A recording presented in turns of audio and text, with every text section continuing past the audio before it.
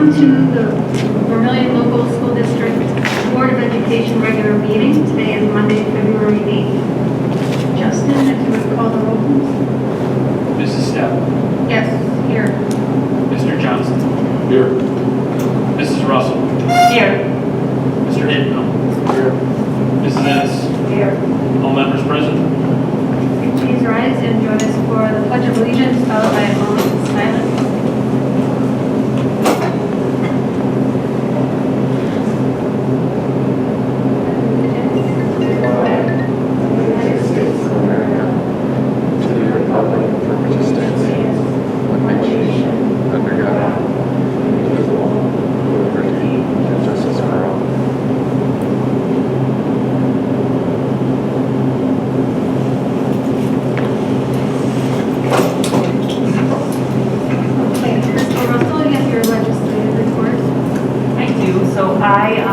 have listed several House bills here that I saw that I have a Senate bill too.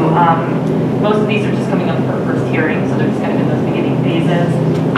House Bill 34 is the one that would require public and private schools to transmit transferred students' records within 5 school days of the student transferring in. House Bill 40, which we've touched on before, that's the one that waives the state testing requirements, so it looks like that one's still just going through, we talked about that, but keep it out there. House Bill 49, which reinstates the Joint Education Oversight Committee. And then House Bill 54, which would dissolve the academic distress commissions and instead require improvement plans for certain low-performing buildings. It looks like, I think they've touched on that one a lot, wanting to do something different than what they have in place with those academic distress commissions in the districts that are struggling. So I think this is just a move towards a different plan for that. In regards to finance, there was House Bill 1, again, just up for a first hearing, which would create a new school financing system for fiscal year 2022 and each fiscal year thereafter. And then there was a Senate Bill 1, which was reintroduced. I just thought this one was kind of interesting, which would require high schoolers entering into 9th grade to be required to complete a half a unit of financial literacy instruction for graduation. So that one's kind of being reintroduced instead, and so we'll have to follow and see where that goes. I think it said entering in 2022 is when they would be looking to push that through, but I'll follow it and let you guys know if I see anything on that. That's it. Okay. Next, we have our superintendent's report. Mr. Kemper. Thank you, Sarah. So the first item on my report tonight is just a return to school recap. It's been very quiet. We started back on January 19th, so we're not quite 1 month back, but knock on wood, we have not had many cases reported, and it's not really affecting us at this point. And just as they had said earlier, it seems like the schools are a relatively safe place to be, so we're working really hard with our staff to keep it that way. They're doing a great job of cleaning up in between classes, the bathrooms, sanitizing, social distancing. As you can see in the hallways, we're still doing the one-ways. Lockers are not being used very much at the high school. We have said to the middle school to get back to the use of lockers because I think that some of the kids maybe are not wearing coats and things like that. So I hope that the principal has talked to the kids over there, and I think we're back to them just using a locker for their coats. So we're getting back to as normal as we can, but it's still not like it was before, obviously, because of the one-way travel in the hallways. And we also, I think that part of the quietness has to do with 25% of our kids still out at this point in online instruction. So there's a lot less kids in the hall. It's not quite full like it was before, and so that's impacted everything. So we're going to keep rolling here, keep moving along. I sent you all out notice in the weekend review that we're going to be having a meeting this Wednesday about vaccinations for the staff. We're set to get that vaccination at the end of the month on Saturday and Sunday. I think that's the 26th and 27th.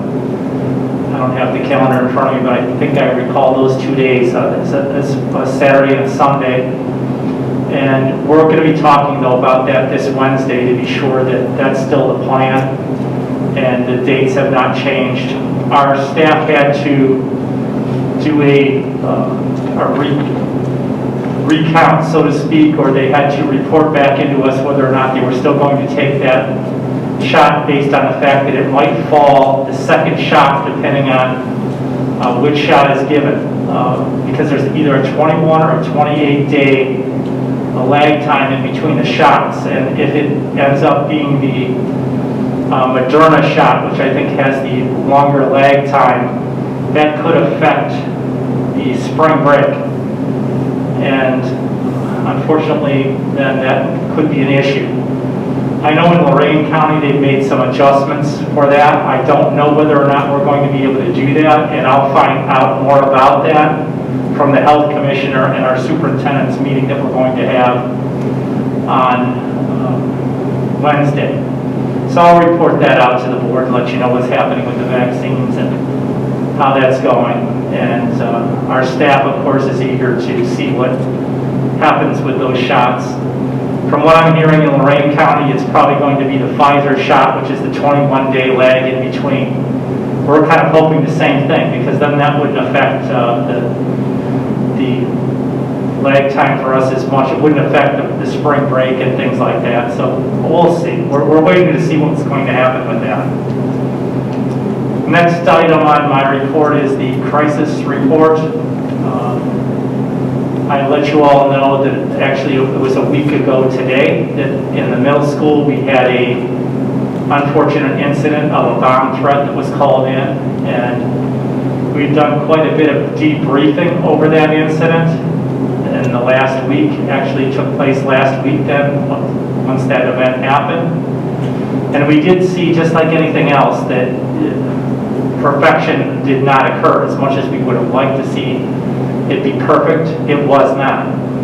But I think overall we were satisfied with how we reacted, what we did.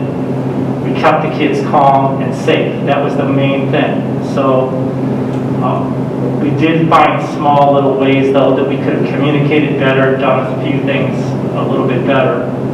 For example, one of the ways that we could have communicated better was that once things were all clear and things were set, I could have sent an email out to the staff letting them know, the whole staff, because we came into the building here and they really didn't know, unless it was just passed down to them through word of mouth, that there was an issue going on in the building. Same thing over at the elementary school. I think it would have been just good for me to send out a quick email to the staff letting them know everything's fine. We did have a bomb threat, but all the rest of the buildings are secure. And so that's just one small example of what happened during that time that we could have made some corrections. So we still have not met with the police department. I think that we're going to be doing that at the beginning of this week, and we will debrief a little bit more on that. Finally then, item number 3 on my report tonight is summer school. And I gave you a draft. Jim Vallada has been working with a committee on this daily, and you can see what we're thinking of. Because we've been in this pandemic situation and learning has not occurred exactly the way we would like to see it to be, there's some lag from the student standpoint in terms of academics and some of the things that have been learned. And we're looking at when we're talking with, there's some teachers that are involved in this committee, as well as a building principal from each building. So there's a teacher at each building and a building principal. And they're talking about what type of assessments we need to do to see where the kids are lagging. And we're going to create, I think, 2 different situations here. One will be for credit recovery at the high school, and the other one will be a boot camp per se, so that we can just catch them up on some skills and some things that they're behind in. I think, though, that we're also going to think about trying to get this done for not just the high school, but K through 12. We're going to need to catch up in as much in as many ways as we can. We looked at some dates though, and we're thinking that we weren't wanting to do anything in June or July. Our teachers have rolled straight through all of this, and they need a break. So we're trying to think of how we can just allow that to happen, give them a little bit of downtime, and it seems like it's just been nothing but continuous teaching the whole time. So we'll let you know on the dates, and you can see from some of the things that we're looking at where the learning gaps are here, what some of the assessments that we're looking at that we're going to have to take care of, and we're breaking it down and we're meeting daily on this. So I think that this will it will be a little bit of a financial consideration too, which we'll get together with Justin and we'll have to see how we're going to cover costs on that. But I think that it's something that most districts are going to need to do, if not all, and we're no exception. So that's all I have for my report. Did you have any questions on any of the items, or?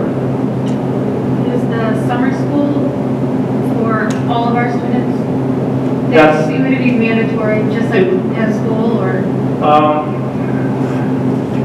We'll have to see. I'm not sure whether we're going to make it.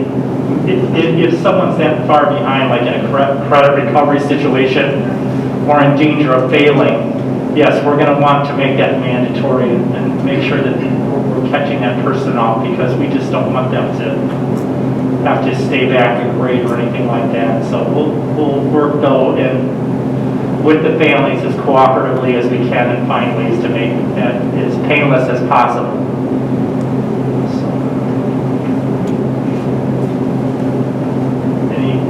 any other questions on summer school or the crisis team or the recap back to school? Okay, then that's all I have for this evening. Thank you. Okay, thank you. Next we have the treasurer's report. Wait. Yeah, hold on 1 second.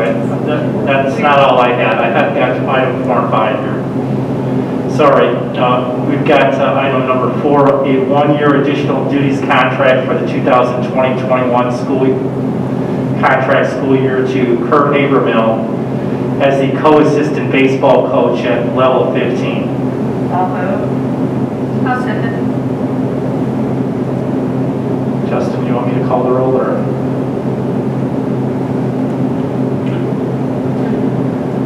Mrs. Ennis. Yes. Mrs. Stepp. Yes. Mrs. Russell. Yes. Mr. Habermill. Mr. Johnston. Yes. Motion approved 4-0, 1 abstention. Okay. Item number 5 is to recommend a resolution to approve the amendment to settlement agreement, release and waiver between the Vermilion Local School District and Nicole and Daniel Resco, and that's in attachment A. I'll second. Any questions? Call the roll, please. Mrs. Russell. Yes. Mr. Habermill. Yes. Mr. Johnston. Yes. Mrs. Ennis. Yes. Mrs. Stepp. Yes. Motion approved 5-0.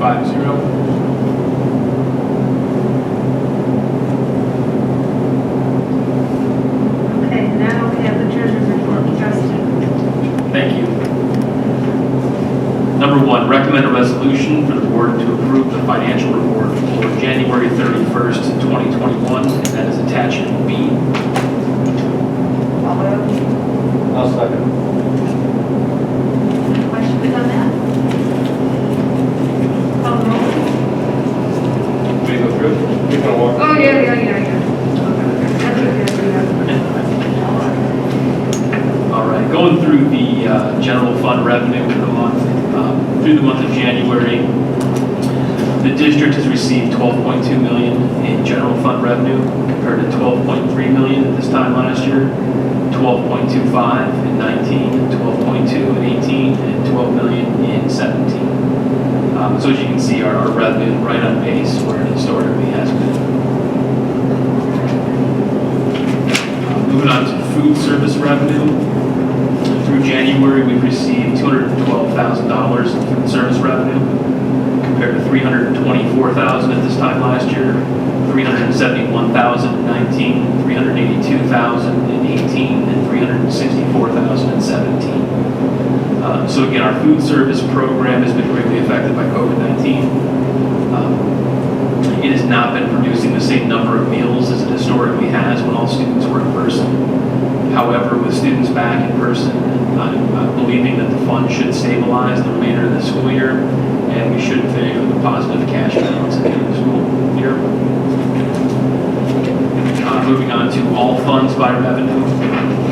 Through the month of January, we have received $13.2 million. This school year, last school year, we received 14.3, 13.2 in fiscal year 19, 13.4 in fiscal year 18, and 13.6 in fiscal year 17. So all fund, for our general fund, we're right on pace with where we historically have been. When we look at all funds, we're slightly less than historically average, but we're really not that far behind. Moving on from revenue to expenditures now, taking a look at the general fund through the month of January.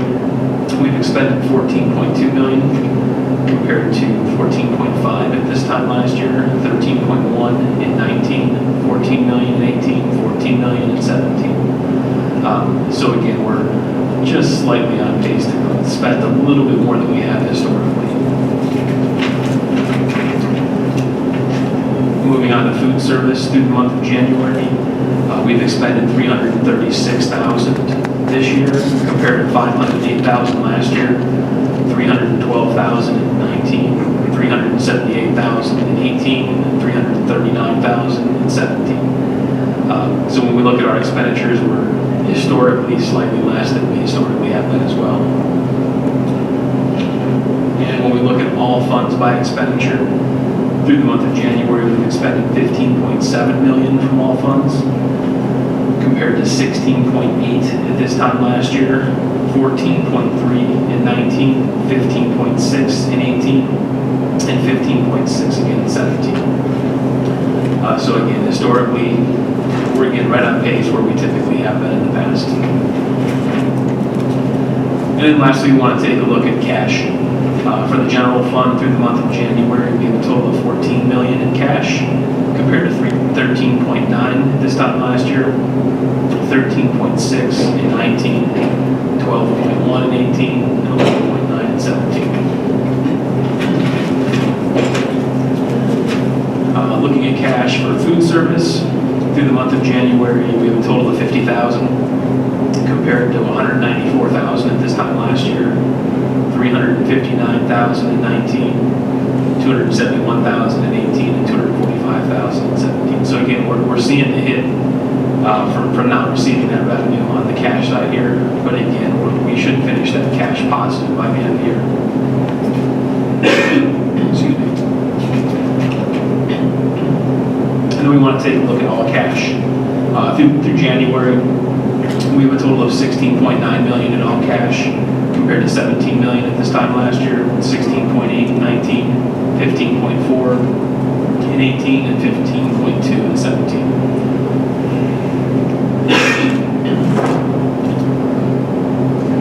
And then lastly, here we have our investments. Through January, the district has earned a total of $111,000 on interest, compared to $211,000 this time last year, which is a difference of $99,000, or 88% of this. Any questions?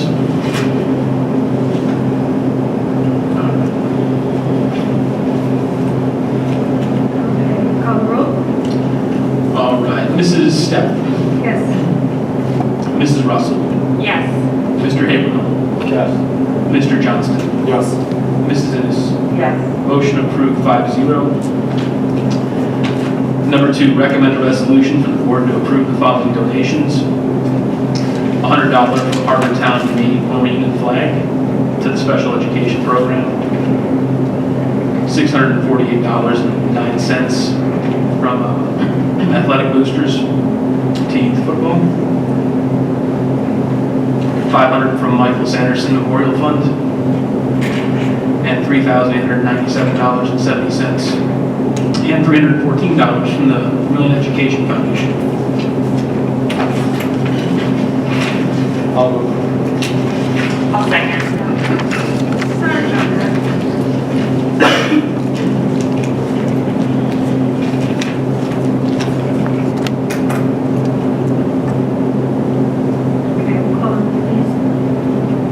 Mrs. Ennis.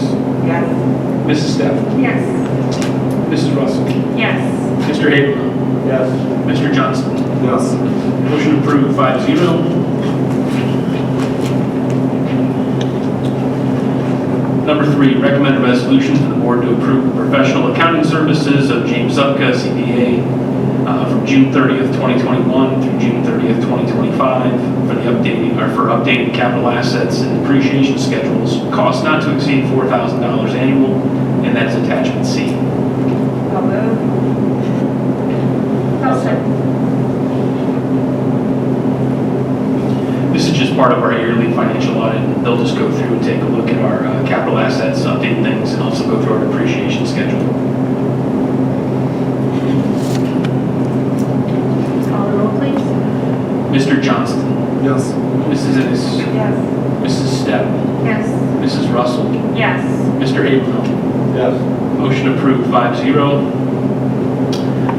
And number 4, recommend a resolution for the board to approve the contract with James Z and G Zupka. Sorry. From June 30th, 2021 through June 30th, 2025 for conversion of its financial data from the cash basis to the modified and accrual basis of accounting as required by the Auditor State's Office and in accordance with accepted accounting principles under GASB Statement 34 at a cost of approximately $7,700 per year. I'll move. Second.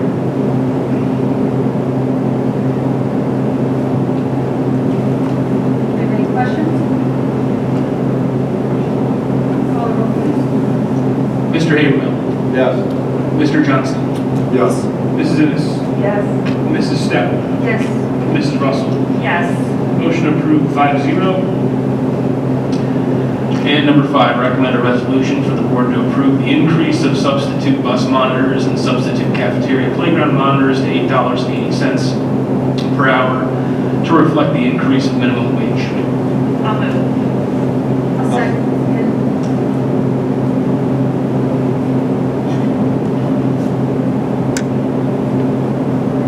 Any questions on this? Call the roll, please. Mrs. Stepp. Yes. Mrs. Russell. Yes. Mr. Habermill. Yes. Mr. Johnston. Yes. Mrs. Ennis. Yes. Motion approved 5-0. Thank you, Justin. Thank you. Okay, we have the consent agenda next, and that is the superintendent and the treasurer recommend that the Board of Education approve the consent agenda items. Action by the Board of Education and adoption of the consent agenda means that all items are adopted in one single motion unless a member of the board, the treasurer, or the superintendent requests that any such item be removed from the consent agenda and voted upon separately. Number 1, minutes of the January 11th, 2021 organizational meeting and the regular meeting. Attachment E. Number 2, adopt a resolution to approve revisions to the district policies and accompanying guidelines as recommended by the Neola for the second read as listed, attachment F. Number 3, approve the school calendar for 2021-2022, attachment G. Number 4, adopt a resolution to approve Vermilion High School's participation in the 2021 state indoor track meet. Number 5, adopt a resolution to approve March 1st, 2021 through March 31st, 2021 as the open enrollment dates for existing open enrolled students to re-enroll for the 2021-2022 school year. Number 6, adopt a resolution to approve the open enrollment certification permitting the enrollment of students from any district in the state of Ohio. Number 7, approve the following employment action.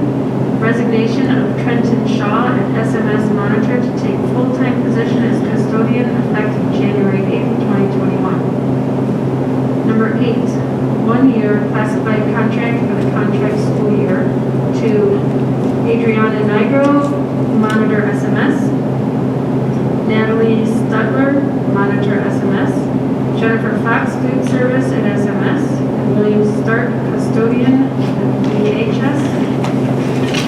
Number 9, a 1-year supplemental contract for the 2020-2021 contract school year to 2 as listed.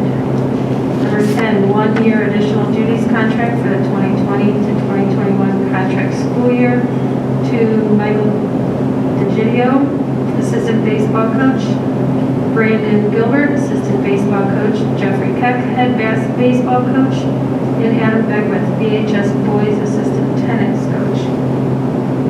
Number 11, a one-year special projects contract for the 2020-2021 contract school year at $28 an hour to Lisa Fiedler, tutor. Number 12, pay $500 each from the baseball donation fund for the 2020-2021 baseball season to Gerald Western, Josh Buchanan, and Luke Harris.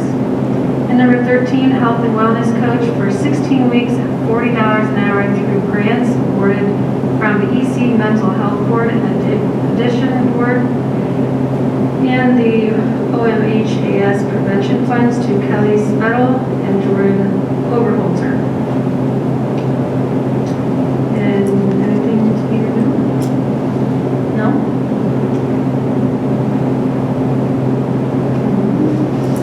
I'll second.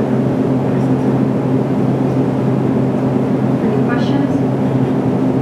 Call the roll, please. Mr. Habermill, Yes. Mr. Johnston, Yes. Mrs. Ennis, Yes. Mrs. Steph, Yes. Mrs. Russell. Yes. Motion approved 5-0. Any items for discussion? Is there anything anyone would like to talk about or share? I got one thing. So, over the past year, as the student liaison, I have not asked for any student liaison, just with all the stress on the system. Now that things are going back to school, Phil, do you think it would be appropriate to start something like that back up, or? Yes, I think it would be fine. And if you need some help with any of that, just reach out to me or anyone else. I will. I'll prepare for next month. I just, hadn't asked Yeah, for it just because of what everybody was doing. But, Yeah. We would be fine with that. Okay. Anything else? Thank you. Okay, public participation. Would anyone like to say anything? I think we're okay there. Okay, we have dates and locations for upcoming board meetings. Meetings will be held in the cafeteria at the Vermilion High School. It's 7 o'clock. Our regular meeting Monday, March 8th, 2021. Regular meeting Monday, April 12th, 2021. And regular meeting Monday, May 10th, 2021. Any conflicts there? No? And I guess it's time to have an adjournment for our meeting. I'll second. Call the roll, please. Mr. Johnston, Yes. Mrs. Ennis, Yes. Mrs. Steph, Yes. Mrs. Russell, Yes. Mr. Habermill. Yes. Motion approved 5-0, and the time is 7:30 p.m.